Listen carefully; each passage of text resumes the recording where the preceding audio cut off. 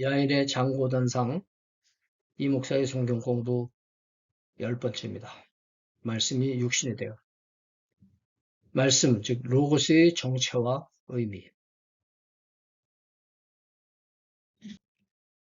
안녕하십니까? 미국 애리조나 북부 그랜드 캐년 동쪽에 있는 투바시티라는 광야 마을에서 미국 원주민 나바호족 그리고 호피족을 섬기는 이 목사입니다. 부족한 것이 많지만 하나님 나라를 이 땅에 확장하기 위해서 아주 작은 촛불 하나 들려고 애쓰는 일꾼에 불과합니다.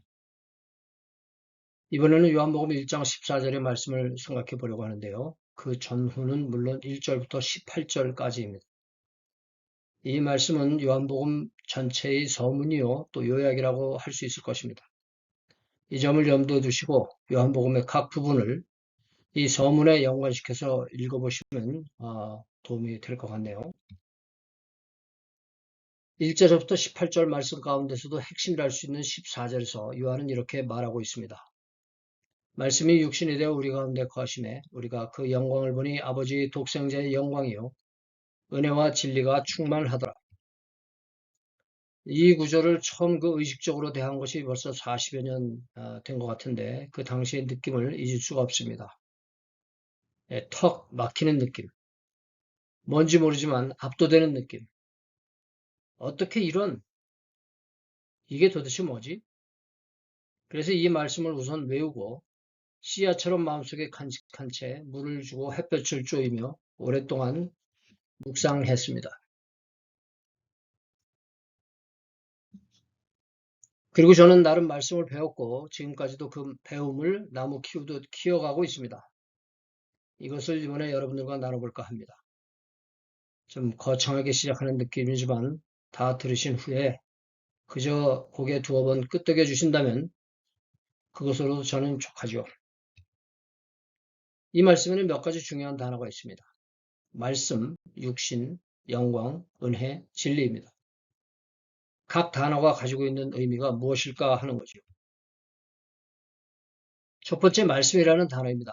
한글 성경엔 말씀으로 한글 성경엔 말씀으로, 영어로는 word라고 번역이 되어 있습니다. 원어로는 로고스이죠. 제가 원어는 잘 쓰고 싶지 않지만 오늘은 좀 특별히 썼습니다. 그리고 그 로고스라는 말의 뜻은 한글이나 영어 번역에서 나타나는 것과 같이 말, 진술, 연설이라는 직접적이고도 비교적 단순한 뜻을 가지고 있는 단어입니다. 그러니까 말씀 혹은 워드로 번역이 되었겠죠. 그리고 요한은 그 말씀에 대해서 1절부터 설명해 주고 있는데 그 내용을 한번 훑어보도록 하겠습니다. 1절 보니까 태초에 말씀이 계시니라. 이 말씀이 하나님과 함께 계셨으니 이 말씀은 곧 하나님이시니라. 여기에 나오는 태초는 창세기에 나오는 태초는 다른 태초죠. 창세기 태초는 만물이 창조되던 태초고 후자는 하나님의 태초니까 아마도 영원 전이라고 해야 할 것입니다. 예, 그 말씀은 하나님이시라고 했습니다. 그가 태초에 하나님과 함께 계셨고 만물이 그로 말미암아 지은 바 되었으니 지은 것이 하나도 그가 없이는 된 것이 없느니라 라고 했습니다. 이는 만물이 이 말씀으로 말미암아 지은 바 되었다는 것입니다. 즉 창조주라는 말씀이죠. 여기서 짚고 넘어가고 싶은 게 있는데 창세기 1장은 창조에 관해 이렇게 말씀하시지 않습니까? 빛이 있으라 하심에 빛이 있었고 라고 말입니다. 근데 제가 빛이 있으라고 말씀하심에 라고 그 말씀이라는 말을 괄호 안에 집어넣어 봤는데 그것은 우리가 빛이 있으라는 이 말씀을 빛이 있으라고 말씀하신 것처럼 우리가 생각하는 경향이 있기 때문입니다. 그래서 여기 나오는 말씀을 창세기에서의 창조에 하시는 말씀과 동일시하는 경우를 많이 보았습니다. 그리고 때로는 이 로고스 말씀을 기록된 하나님의 말씀과 동일시하는 경우도 많이 보았습니다. 물론 기록된 말씀이 예수님에 대해서 증거하는 면에서는 아주 무관하다고 볼 수는 없겠습니다만 창세기에 빛이 있으라고 하신 것이 하나님께서 귀로 들을 수 있는 소리로 말하신 것일까요? 아니면 읽을 수 있는 문자로 말하신 걸까요? 여기 말씀과 로고스 말씀과 거기 말씀을 동일하게 생각하는 건 좀 순진한 발상이 아닐까 싶은 생각이 듭니다. 창조에 나오는 말씀은 빛이 있으라 이런 말씀은 들을 수 있거나 읽을 수 있는 말씀이 아니라 하나님의 의지의 발현이라고 생각합니다. 그 하나님의 창조에 관한 뜻이 발현되는 거를 말하는 거죠. 우리는 글이나 음성으로 상대에게 뜻을 나타내지만 하나님의 창조의 뜻은 그 당시에 누가 들을 사람만 듣겠습니까? 읽을 사람만 듣겠습니까? 그 누구에게 소리나 모양으로 나타낼 필요가 없는 거라고 저는 생각합니다. 나중에 물론 아브라함이나 모세나 이런 하나님의 일꾼들과 소통하실 때 그 당신의 뜻을 사람들이 알아듣게 말씀을 하셨겠지만 그 언어가 어떤 언어였느냐? 그 언어가 중요한 게 아니라 당신의 뜻을 언어를 통하든 무엇을 통하든 그들에게 전하실 수 있었을 것이고 성경에 보면은 이제 짐승이 이야기하는 장면도 나옵니다. 발람의 나귀가 이런 식으로 말을 하지 않았을까? 다시 말해서 무슨 언어를 통한 그 의사 그 소통보다도 어떤 마음에서 마음으로 전달되는 그런 수준의 통신이 아니었겠는가 이런 생각도 해봐요. 심의 무성 전달, 마음의 뜻을 소리 없이 전한다. 십계명을 주실 때는 하나님께서 그 돌판에 글을 쓰셨죠. 그게 어떤 언어인지 저는 잘 모르겠습니다만 예, 히브리어가 아닐까 이런 짐작들 하고 우리 돌판 사진에 보면 히브리어로 그렇게 기록되어 있는 걸 볼 수 있지만 저는 잘 모르겠습니다. 거기까지는. 그렇지만 그게 중요한 건 아닙니다. 뜻이 전달됐다는 거, 문자로 전달됐다는 거. 어쨌거나 이런 이유, 즉 로고스 말씀 혹은 워드라는 단어가 순진하게 그러나 좀 아쉽게도 이렇게 좀 이해가 되는 경우가 있지 않나 하는 생각이 들고 또 제가 말씀드리고자 하는 이 로고스라는 말이 여기에서 왜 이 말이 어떻게 사용됐는지 밝히고 싶은 데는 약간의 그 장애가 될 가능성이 있어서 한번 짚고 넘어갑니다. 자, 그러면 이 얘기는 나중에 좀 더 자세하게 나올 것이니 여기서 이만 하기로 하고요. 4절을 보겠습니다. 그 안에 생명이 있었으니 이 생명은 사람들의 빛이라. 그 안에 생명, 예. 그 로고스 안에 아, 그 생명이 들어있다. 생명이 들어있다. 그것은 그 말씀 로고스의 본질이 바로 생명이다. 생명력이다. 예. 그런 의미가 아닌가 싶고요. 그 다음에 이것이 또 그 생명이 사람들의 빛이라고 말했을 때 그 생명이 빛이 되는 생명의 근원이 되는 빛이라고도 볼 수 있겠지만 또 빛이라고 하는 것은 이 통신의 소통의 의미가 있다고 저는 생각해요. 그래서 그 로고스 말씀의 본질인 생명이 사람들에게 빛을 통해 빛처럼 전달된다는 계시성의 의미가 담겨 있지 않나 이런 생각도 듭니다. 5절에 빛이 어둠에 빛이 되 어둠이 깨닫지 못하더라. 저는 이 언급을 나중에 이제 또 여기에 대해서 말씀을 드리겠습니다. 중요한 언급이 아닌가 싶습니다. 그 빛이 어둠에 빛이 되 어둠이 깨닫지 못했다. 이 말씀의 의미는 또 나중에 생각해 보기로 할 것이니까 여기서 이상 언급하겠습니다. 6절에서는 6절, 7절, 8절 하나님께로서 보내심을 받은 사람이 났으니 이름은 요한이라 저가 증거하러 왔으니 곧 빛에 대하여 증거하고 모든 사람으로 자기를 인하여 믿게 하려 함이라. 그는 이 빛이 아니요 이 빛에 대하여 증거하러 온 자라. 이 6절부터 8절까지 말씀에서 요한을 소개해주고 있는데 요한은 여기 세례 요한이죠. 15절의 말씀과 함께 15절에 이렇게 말하고 있지 않습니까? 요한이 그에 대하여 증거하여 외쳐 가로되 이 요한은 세례 요한이죠. 내가 전에 말하기를 내 뒤에 오시는 이가 나보다 앞선 것은 나보다 먼저 계심이라 한 것이 이 사람을 가리킴이라 하니라. 이 사람이 바로 그래서 이 앞뒤로 14절을 중심으로 앞뒤로 두 번이나 이렇게 요한이 사도 요한이 세례 요한을 언급한 것을 저는 이렇게 삽입이다. 이렇게 요한에 대해서 대한 삽입구다 이렇게 보는데 세례 요한이 그 예수님의 향도 앞잡이로서 그의 특별한 존재, 특별한 사역을 부각시키고자 함이었으리라 이렇게 생각이 듭니다. 그래서 이 세례 요한은 짧은 순간 이렇게 불꽃처럼 이렇게 명멸해가다가 죽고 말았는데 정말 굉장히 중요한 그런 예언자, 선지자가 아니었나 이것을 부각시키고자 이곳에 두 번이나 언급을 하지 않았나 싶습니다. 9절에 참빛 세상에 와서 각 사람에게 비치는 빛이 있었나니 그가 세상에 계셨으며 세상은 그로 말미암아 지은 바 되었으되 세상이 그를 알지 못했다. 여기서도 다시 5절의 말씀과 비슷한 형태의 보고가 나타나고 있습니다. 5절에서는 빛이 어둠에 비쳤으나 어둠이 깨닫지 못했다고 했는데 여기는 세상에 와서 계셨으나 세상이 그를 알지 못했다. 이렇게 말하고 있죠. 게다가 11절에는 자기 땅에 오면 자기 백성이 영접지 아니하였으나 그래서 이제는 여기서는 자기 땅에 오셨으나 자기 백성이 영접하지 않았다. 이렇게 말을 하고 있습니다. 이렇게 세상이 그를 알지 못하고 영접하지 못했다는 것을 염두에 두고 12절을 보니까 영접하는 자 곧 그 이름을 믿는 자들에게는 하나님의 자녀가 되는 권세를 주셨으니 이는 혈통으로나 육정으로나 사람의 뜻으로 나지 아니하고 오직 하나님께로서 난 자들이니라. 이렇게 말하고 있지 않습니까?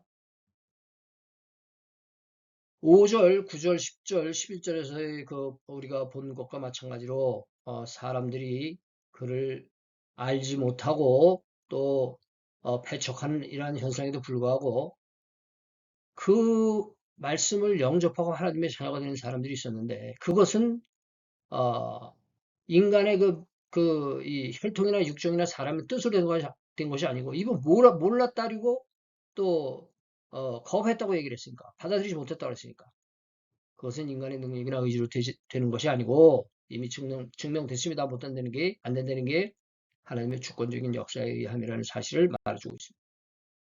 그리고 드디어 14절에서 말씀하기를 말씀이 육신이 되어 우리 가운데 거하셨다. 이렇게 말하고 있습니다. 이 육신은 말할 것도 없이 누구를 가리키는 것입니까? 예수 그리스도를 일컫는 것입니다. 예수님이 세상에 오신 모습을 말해주는 거죠. 이렇게 말씀이 육신이 되어 우리에게 거하셨다. 우리 가운데 거하셨다. 그래서 저는 이 구절을 요한이 우리에게 말해주는 예수님의 탄생 소식이라고 생각합니다. 마태와 누가가 예수님의 탄생 이야기를 전해주고 있지만 요한 나름의 탄생의 소식이 아닌가 이렇게 생각합니다. 이제 요한은 말하죠. 자신이 그 육신이 되신 예수님을 만났다. 그리고 그 이야기를 또 지속해서 풀어나가는데 일단 그 후의 이야기들은 우리가 다음을 기억하기로 하고 오늘은 그 이 말씀 월드로 번역된 로고스라는 말이 어떤 의미를 가지고 쓰여졌을까 하는 것을 생각해 보려고 합니다. 그리고 이것이 이번 동영상의 주된 내용이 될 듯합니다. 저는 이미 위에서 로고스가 한영 성경에서 말씀 혹은 월드로 번역이 되는 바람에 몇몇 분들이 기록된 말씀, 즉 성경이나 혹은 하나님의 창조의 음성으로 여기는 것은 좀 단순한 해석이라고 말씀을 드린 바가 있습니다. 이걸 단순하다, 순진하다고 하는 것은 로고스라는 단어가 그 뜻이 분명하긴 하면서도 또한 복잡한 의미를 가지고 있는 단어이기도 하다는 사실이죠. 오죽하면은 우리가 훑어봤듯이 이 몰랐다는 거잖아요. 몰랐다는. 모르는 존재를 의미하고 있다고 그랬잖아요. 알지 못했다, 영접하지 못했다. 좀 얘기가 좀 복잡히 꼬이는 느낌이 있는데 조금만 인내를 해주시기 바랍니다. 로고스라는 단어는 말, 진술, 연설 등의 직설적이고 단순한 의미를 가지고 있기도 하지만 좀 깊이 들어가면 아주 심오한 뜻을 묘사하는 데 사용되기도 하는 아주 복잡한 말이기도 합니다. 뭐 긴 말 짧게 말씀을 드리자면 이 로고스라는 것은 형이상학적인 실제, 사물의 기본적인 법칙, 생을 설명할 수 있고 결정해 주는 것, 이러한 의미에서 로고스는 우주의 근본이 되기도 하는 말이다. 라는 말을 제가 여기서 인용을 해서 여러분들에게 소개합니다. 정말 제가 보기에도 복잡한 말이에요. 그러나 너무 걱정하지 마십시오. 다시 말해서 로고스라는 것은 무엇을 가리키는 것이냐? 분명히 실존인데 형이상학적이고 개념적이다. 형이상학적이고 개념적인 게 뭐냐? 이게 또 물으신다면 저도 잘 모른다가 답이겠죠. 이는 제가 알기로는 존재는 분명한데 눈에 확 들어오고 만져볼 수 있고 귀로 들을 수 있는 단계, 즉 체화. 우리 몸으로 마음으로 분명하게 깨닫지 못한다. 깨닫기 어렵습니다. 힘들다는 뜻이죠. 그런데 우리가 잘 아는 말 중에 이 뭐 로고스니 뭐니 원어니 뭐니 이런 걸 떠나서 우리가 잘 아는 말 중에 로고스와 거의 같은 뜻을 가지고 있는 단순하지만 복잡한 단어가 사실 우리에게 있습니다. 그걸 통해서 우리가 한번 또 조명을 한번 해보죠. 이 로고스의 뜻이 무엇인지. 그것은 진리라는 단어입니다. 그리고 또 도라는 단어입니다. 이 단어들이 단순한 것 같으면서도 복잡한 그런 단어 아니겠습니까? 도를 예로 들어볼까요? 도라는 것은 길도자 아닙니까? 우선 길이라는 뜻입니다. 그런데 거기서 그치는 게 아니라 길이기 때문에 어떤 길이냐? 마땅히 가야 할 길. 즉 법칙이라는 뜻도 있습니다. 그래서 이 법칙이라는 뜻이 있기 때문에 여기 또 진리, 올바른 이치라는 뜻도 있습니다. 그러나 이런 단어들의 깊은 뜻은 상당히 개념적인 수준이기 때문에 사람에 따라서 이렇게 생각하고 저렇게 생각하고 이렇게 받아들이고 저렇게 받아들일 수 있다고 하는 사실이죠. 그런 면에서 이 헬라어의 로고스라는 말도 어떻게 보면은 이 말씀이라든가 단어라든가 아니면 월드라든가 이러한 말보다는 오히려 진리 혹은 도와 매우 비슷한 용례를 가지고 있다고 하는 사실입니다. 자, 이제 조금씩 답으로 접근해 가는 것 같은데요. 요한은 예수님의 탄생 전 존재를 로고스라고 표현했습니다. 그리고 그 로고스를 태초부터 계셨으며 우리의 모든 것, 즉 하나님이시며 창조주시며 생명의 근원이 되시며 우리에게 빛으로 오신 분이라는 것입니다. 그러나 안타깝게도 육신으로 오시기 전에는 또한 하나님이 깨우쳐 주시기 전에는 우리는 꼭 알아야 하고 가져야 하는 그 존재를, 존재의 중요성을, 존재의 의미를 알지 못했다는 것입니다. 다시 말해서 로고스는 결국 예수라는 답이 오기까지에는 우리에게 너무 중요하지만 감춰진, 밝혀지지 않은, 그래서 소유할 수 없었던 감춰진 대답, unknown answer, hidden answer 였다는 것입니다. 여기서 이 해답이라고 하는 것을 생각할 때 우리는 뭐를 가지고 있기 때문에 우리는 해답이라는 걸 쓰겠습니까? 문제나 질문이 있기 때문에 우리는 해답을 찾는 것입니다. 그래서 그분 예수님이야말로 우리 모든 문제의 해결책이요. 우리의 모든 질문의 해답이라는 것을 보여주고 있는 것이 아닐까 하는 것이죠. 여기서 생각나는 말씀이 있습니다. 히브리서 1장 1절부터 3절 말씀입니다. 옛적의 선지자들로 여러 부분과 여러 모양으로 우리 조상들에게 말씀하신 하나님이 이 모든 날 마지막에 누구를 통해서 우리에게 말씀하셔요? 누구로? 아들로. 예수님으로 우리에게 말씀하시지 않습니까? 이 아들을 만유 후사로 세우시고 저로 말미암아 또 어떻게 하셨다 그랬어요? 모든 세계를 지으셨다. 예. 3절에 이는 하나님의 영광의 광채시요 본체의 형상이시라. 그의 능력의 말씀, 여기서 말씀은 원어는 레마입니다. 이 로고스가 아니고. 예, 저는 이 말씀을 예수님의 사역, 아주 그 피지컬한 미니스트리, 실질적인 사역, 이 땅에서의 사역, 선포, 이렇게 저는 받아들입니다. 그것으로 이 땅에서 뿐만 아니라 그 존재로서 만물을 붙드시며 죄를 정결케 하는 일을 하시고 높은 곳에 계신 위엄의 우편에 앉으셨습니다. 이 말씀을 우리가 여기서 다시 한번 같이 생각해 볼 수 있는 말씀이 아닐까 이런 생각이 들어요. 요한이 이렇게 예수님을 소개하기 위해서 요란을 떨고 있습니다. 그 이유가 뭘까요?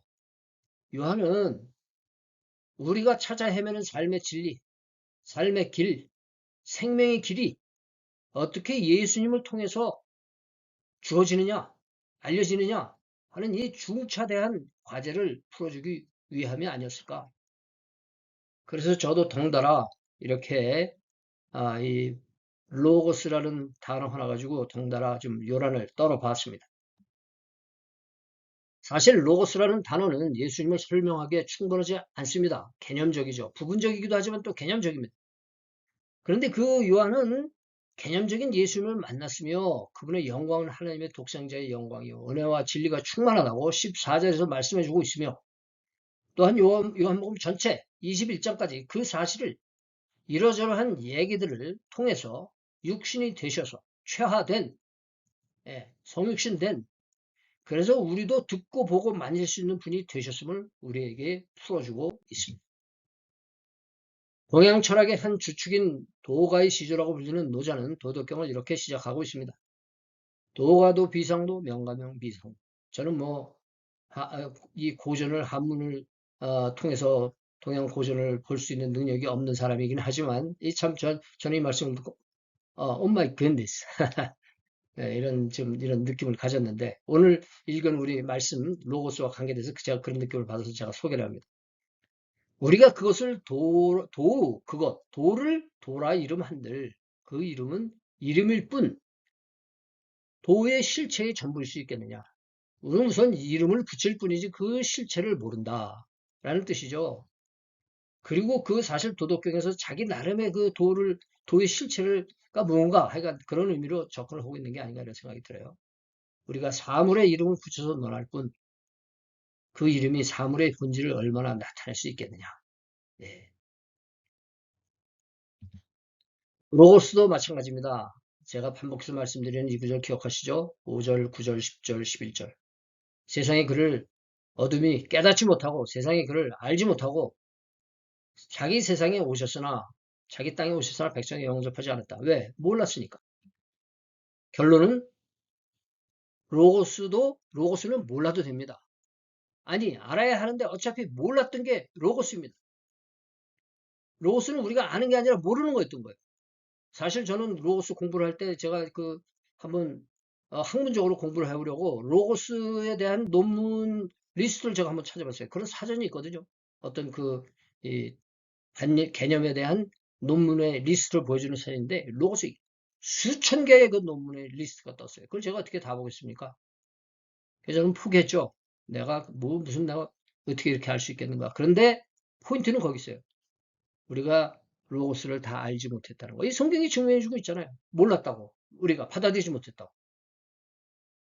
그런데 실체가 나타났습니다. 임마누엘, 하나님이 우리와 함께 하시고 육신이 되셔서 이 성육신, 인카네이션, 그 실상은 누구입니까? 예수님. 할렐루야. 이제 우리는 모르던 로고스가 아니라 우리가 만나서 알게 된 예수님에 대해서 더 알아야 될 것입니다. 그 감추졌던 해답, 생명의 길이 요한의 보고로 우리에게 주어졌습니다. 영광, 은혜, 진리라는 단어들에 관심을 갖게 됩니다. 거기 나타나는 그 실체가 무엇인지 그 우리가 이제 다음에 생각을 할 문제입니다. 오늘 이야기는 우선 제가 힌트를 하나 여러분에게 드리고 싶습니다. 나는 길이요, 진리요, 생명이니. 어떻게 귀에 익으십니까? 어디에 있는 말씀인지 다 아시죠?